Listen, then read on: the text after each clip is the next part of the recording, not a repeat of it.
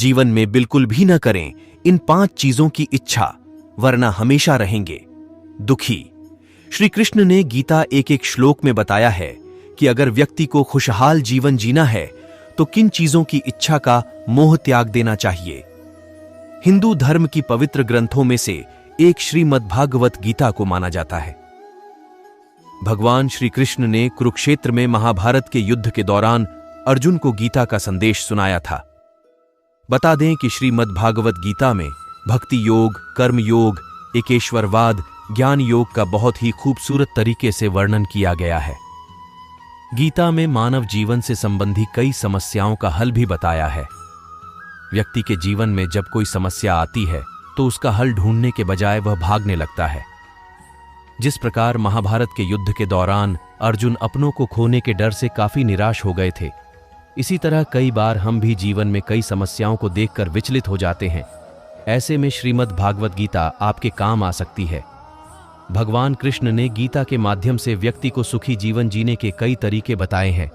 ऐसे ही उन्होंने ऐसी 4 चीजों के बारे में बताया है जिसकी इच्छा व्यक्ति को कभी नहीं करनी चाहिए। इससे उसकी को कष्टों का भागीदार बनना पड़ता है। पराया अन्न, पराया धन, पराया दान, पराई स्त्री और दूसरे लोगों की निंदा, इनकी इच्छा मानव को कभी नहीं करनी चाहिए। पराया अन्न, श्री कृष्ण कहते हैं कि व्यक्ति को अगर अपना या फिर घर के सदस्यों का पेट भरता है तो खुद मेहनत करते कमाए गए पैसों से खरीद कर भरें। किसी दूसरे के अन्न में खुद का हक न समझें, क्योंकि वो अन्न भी किसी के द्वारा की गई मेहनत के बाद ही मिला है। ऐसे में अगर आप पराया अन्न की इच्छा रखते हैं, स्वास्थ्य पर अच्छा असर नहीं पड़ता है। पराया धन, कभी भी दूसरे को धन को अपना नहीं समझना चाहिए। अगर आपने किसी का धन छल से ले लिया है तो उससे कई गुना अधिक चुकाना पड़ सकता है। यह धन स्वास्थ्य, शिक्षा या फिर किसी अन्य तरह से खर्च हो सकता है। पराया दान, हिंदू धर्म में दान का विशेष महत्व है। दान करने से पुण्य की प्राप्ति होती है।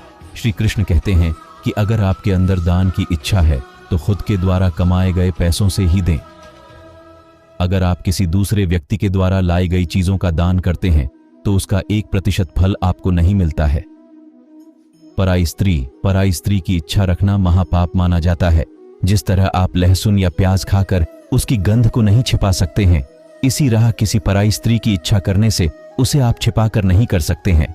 ऐसे में आप अपनी मन और भावनाओं में नियंत्रण रखें, जिससे खुद के साथ घर वालों का सिर कभी न झुके। दूसरों की निंदा करना, श्री कृष्ण कहते हैं कि व्यक्ति को कभी भी दूसरों की निंदा नहीं करना चाहिए। इससे वह दूसरों की ही नहीं बल्कि खुद का नुकसान करता है। निंदा से किसी भी मनुष्य की बर्बादी शुरू हो जाती है। वह दूसरों के सामने बुरा साबित हो जाता है। इसके साथ ही उसके ऊपर किसी भी तरह का विश्वास, प्रेम नहीं रखते हैं। दोस्तों, उम्मीद करता हूं कि आज की यह जानकारी आप लोगों को जरूर पसंद आई होगी। दोस्तों, हमें कमेंट करें, बताएं कहानी कैसी लगी। तो मिलते हैं एक और नई वीडियो के साथ। जब तक के लिए धन्यवाद।